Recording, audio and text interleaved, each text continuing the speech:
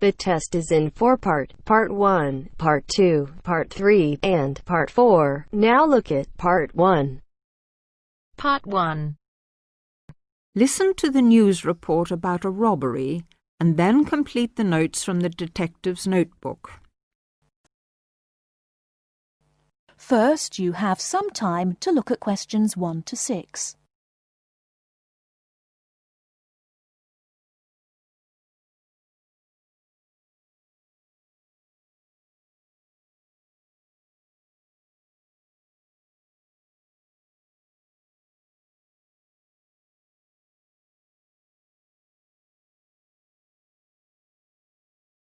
Now we shall begin. You should answer the questions as you listen, because you will not hear the recording a second time. Listen carefully and answer questions 1 to 6.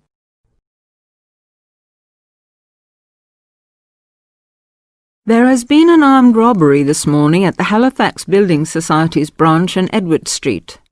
John Brinks is at the scene with Detective Sergeant Henry Lawson. Detective Sergeant, can you tell us what you know about the robbery?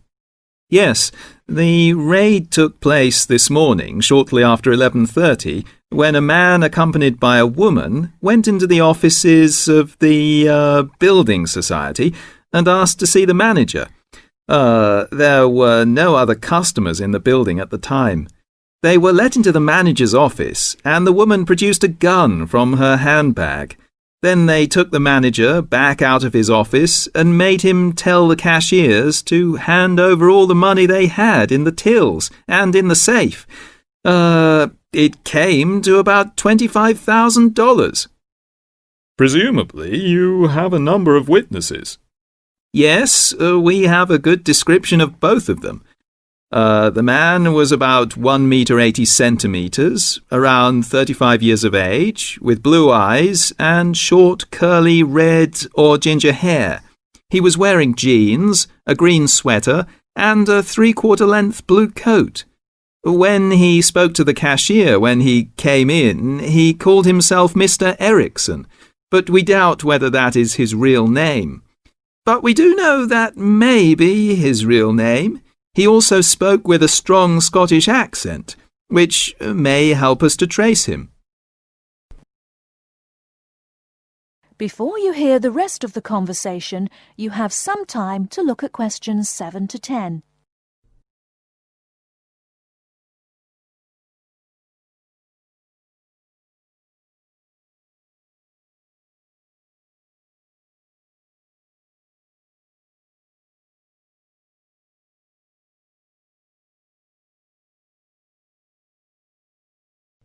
Now listen and answer questions 7 to 10.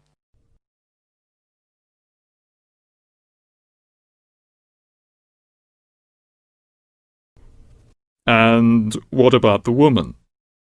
Now, she is in her early 20s, slim and quite tall, about 1 meter 70 centimeters. She was wearing a long white raincoat, which was quite loose-fitting, and which she didn't take off. She had a beige handbag, which they used to hide the gun in. She's got straight, shoulder-length blonde hair, blue eyes, and like the man, has a noticeable accent. Do you have any other information?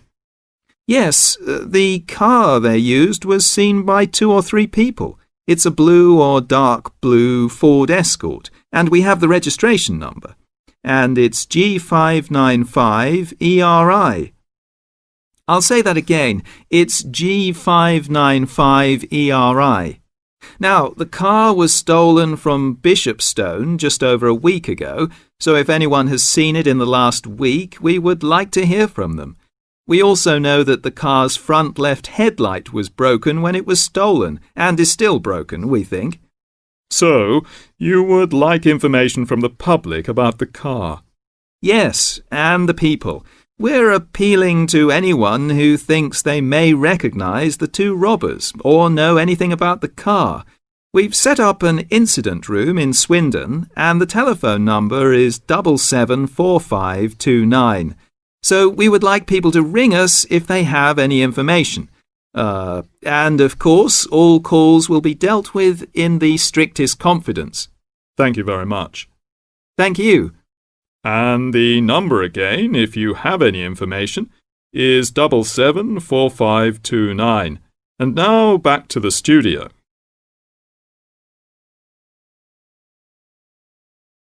That is the end of part 1. You now have half a minute to check your answers.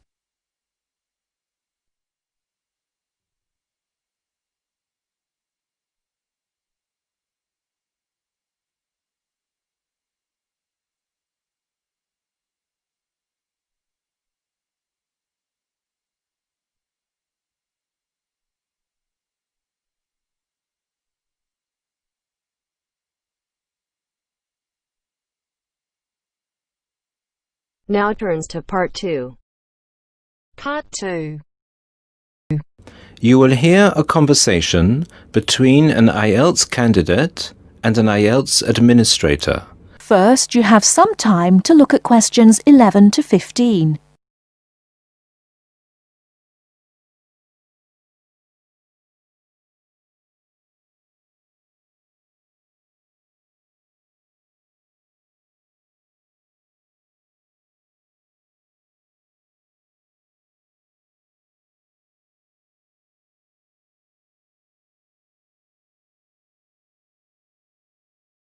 Now, listen carefully and answer questions 11 to 15. Good afternoon. I'm applying for a master's program at the University of Exeter in the UK. I'm planning to register for the IELTS exam at your centre next month. I have some questions I'd like to ask you before I register, if that's okay. Certainly. Would you be taking the academic module? I think so, but I'll have to contact the university just to make sure. You'll probably need the academic because most universities don't accept the general training. And anyway, the procedures to register for the exam are the same for both the general and the academic modules. Good. My first question is whether I sit all parts of the exam on the same day. I don't live here, you see, and for me it would be more convenient to do all the papers on the same day. Unfortunately, the speaking part is scheduled for Thursdays, and reading, writing and listening tests take place on Saturdays. We can't change the days, I'm afraid. That's a pity. Well, never mind. What sort of documents do I need to bring in order to register? You'll have to fill in the IELTS application form and bring an ID, a copy of your ID, and 2 passport-size photos on a white background. Will any ID do? We only accept original passports and national IDs. That's good to know. Did you say that reading, writing and listening are scheduled for Saturday? That's right. Will I get a break in between the papers? I'm afraid there aren't any breaks between the papers. Each paper takes an hour to complete, so it's 3 hours straight through. You'll first do listening and then reading, followed by the writing test. This is a standard requirement from Cambridge. Before you hear the rest of the talk, you have some time to look at questions 16 to 20.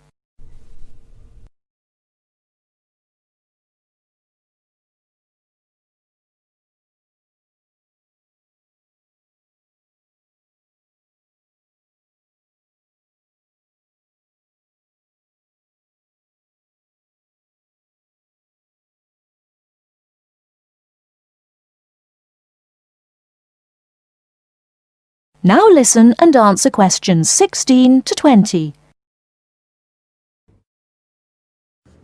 Okay, and how soon after the test can I pick up my results? It takes 13 calendar days for the results to be processed. Can you let me know how much it is and the form of payment? The examination fee is $200. You can pay by credit or debit card. We also accept checks.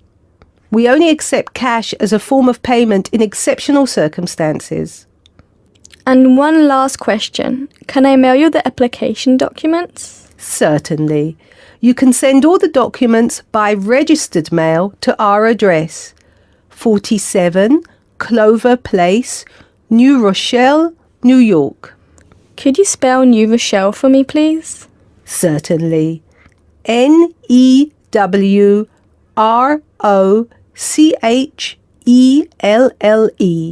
Could I have the zip code as well?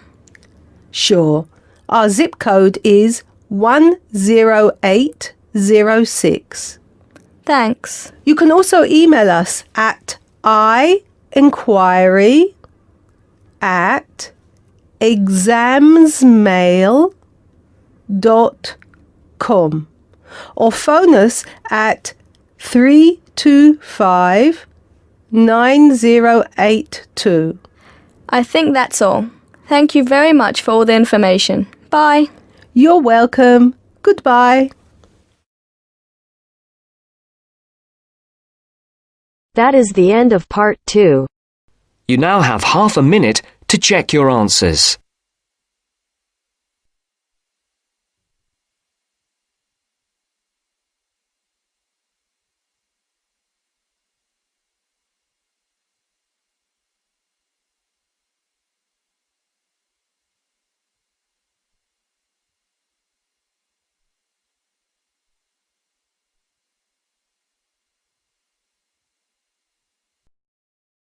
Now turns to part 3. Part 3. You will hear a discussion between two students, Rosie and Mike, and a university tutor. In the first part of the discussion, they're talking about a survey they have conducted on local entertainment. First, look at questions 21 to 26.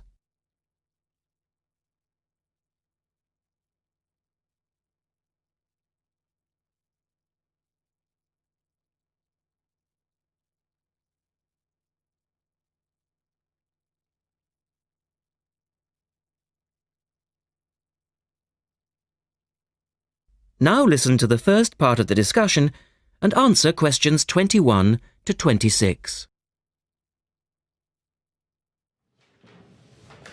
Good morning, everyone. Well, I think we can start straight away by getting Rosie and Mike to do their presentation. Would you like to start, Rosie? Yes. Well, we've done a survey on local entertainment. Basically, we tried to find out how students feel about the entertainment in the town and how much they use it. Yes, so we've called our project Out and About. Yes, that's a good title, Out and About. We wanted to find out how well students use the entertainment facilities in town, whether they get to see the latest plays, films, that kind of thing.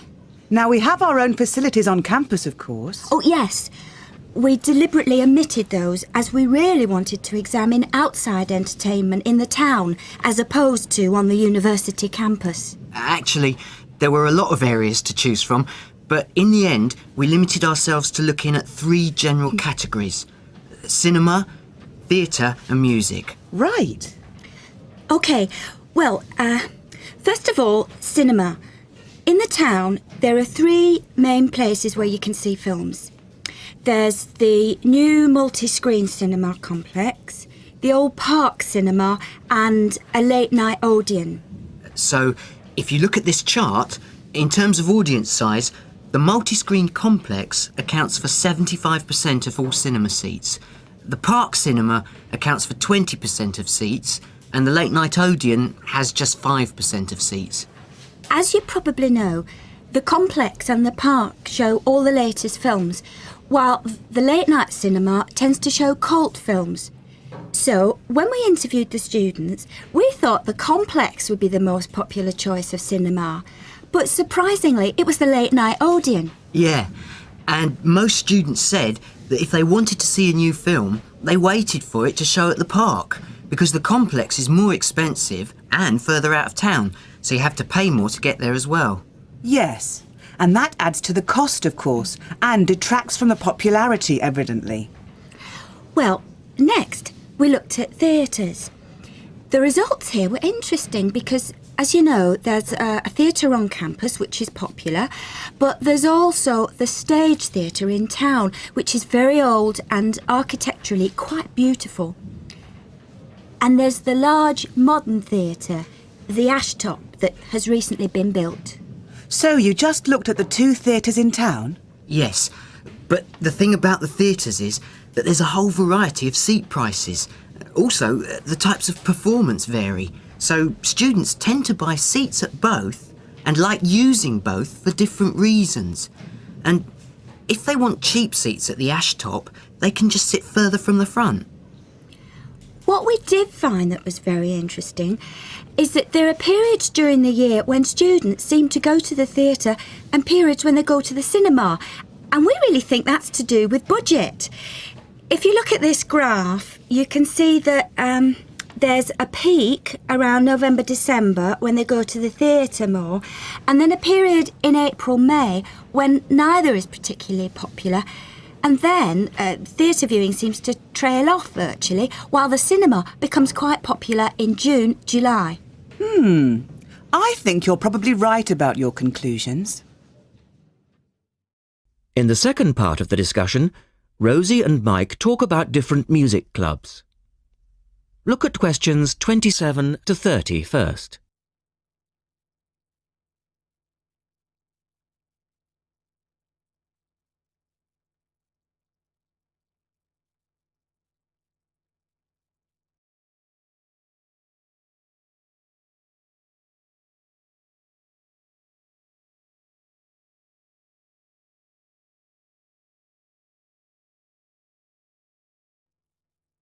Listen carefully and answer questions 27 to 30. Well, lastly, we looked at music, and this time we were really investigating the sort of small music clubs that offer things like folk or specialise in local bands. So not musicals as such? That's right. We looked at 3 small music venues and we examined the quality of the entertainment and the venue and gave a ranking for these. A cross, meaning that the quality was poor, a tick, meaning it was okay, and 2 ticks for excellent. First of all, the Blues Club, which obviously specialises in blues music. This was a pretty small place and the seating was minimal, so we didn't give that a very good rating. No, we don't recommend that one, really. Then the Sansu, which plays a lot of South American music. It was a big place, very lively, good performers, so 2 ticks for that one.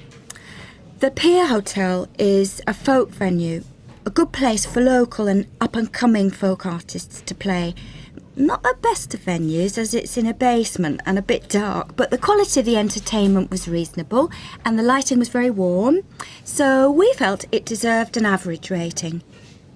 Now finally, there's the Bald Rock Cafe, which features big rock bands and is pretty popular with students, and we enjoyed ourselves there as well, so top marks for that one. And then, did you get any information from the students as to which of the clubs they preferred?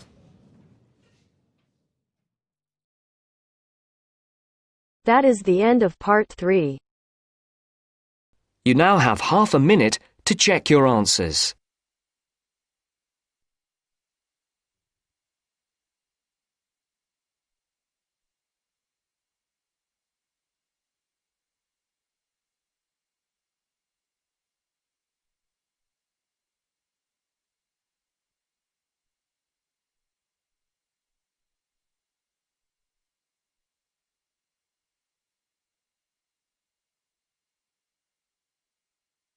Now turns to part 4. Part 4. You will hear part of a lecture on wildlife. Listen carefully and answer questions 31 to 40.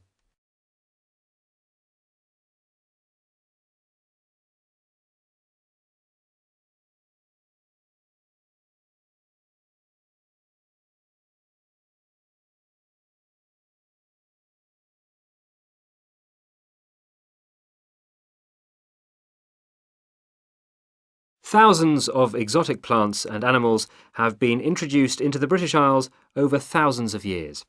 These newcomers compete with native species for resources and can also cause major changes in the wildlife and in the habitats of our countryside.